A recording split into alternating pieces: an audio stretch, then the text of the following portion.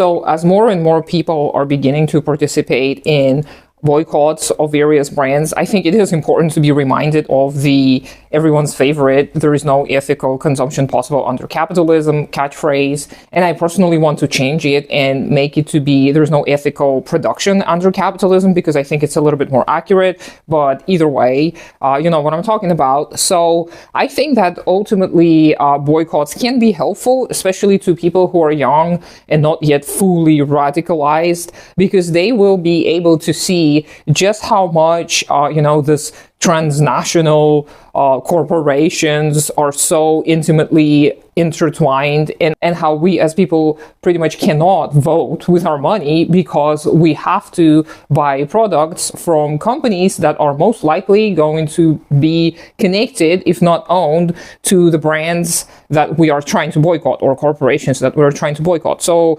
boycotts are not the best tool, but it is a tool in the toolbox which we can use. I personally remember my journey a few years ago when I started looking up at makeup brands and skincare brands and finding out just how many were owned by this one single entity. Like, there are a few makeup and skincare brands that own pretty much everything. Like, I think Shiseido from Japan owns a ton of Asia Pacific type of brands. There are maybe 3 corporations in Korea that own everything. Like, More Pacific is one of the ones that owns pretty much everything.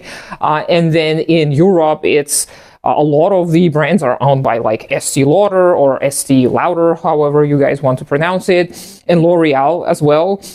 And you can even see that in the products. A lot of the products by different brands, they're very, very similar. They have different packaging, but the product itself, when you try it, you're like, that's the same thing. And more importantly, I think L'Oreal's 20% of L'Oreal belongs to Nestle, this brand, Nestle, whatever you guys pronounce it as.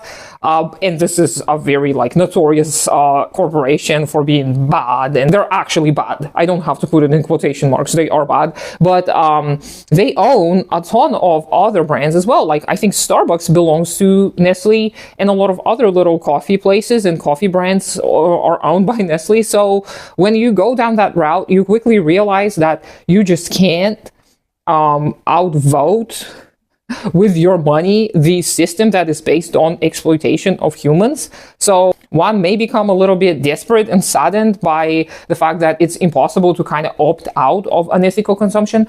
However, that doesn't mean that you cannot make any kind of meaningful change, right? We just need to remember that the meaningful change is going to lie in organizing as masses of workers in order to dismantle capitalism and establish a completely brand new system that is going to be based on completely different goals, and the mode of production is going to be different, therefore. But I think the use of boycotts, apart from them radicalizing the youth, is that they can be a symbolic act, which again can bring you closer together with other groups of people which share the same values. And you can feel how in this unity, you're able to accomplish much more than you can on your own.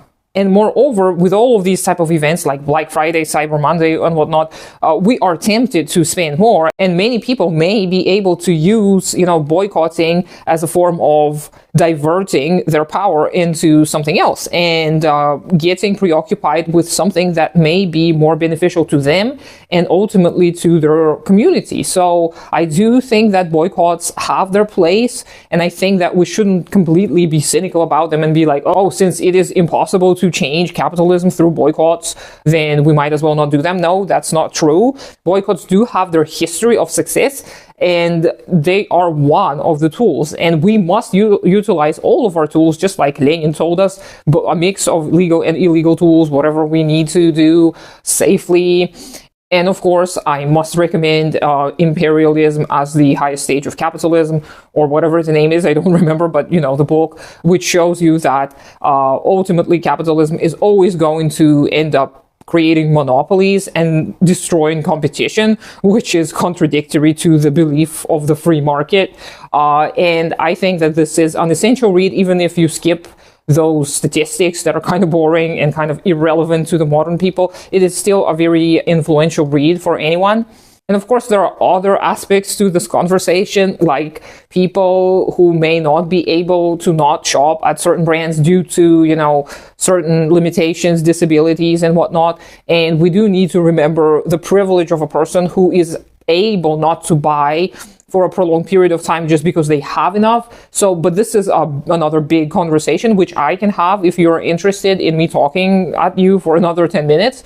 Otherwise, let me know what you think, and I hope you have a great day, and I'll talk to you sometime later.